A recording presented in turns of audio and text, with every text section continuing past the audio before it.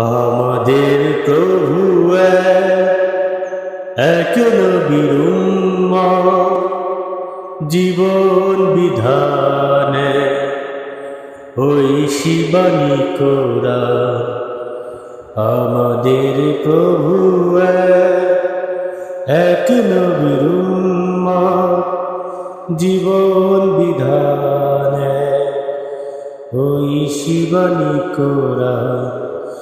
তবে কেন হে মুসলমান, এক হও করিয়া আহ্বান। তবে কেন হে মুসলমান, এক হও করিয়া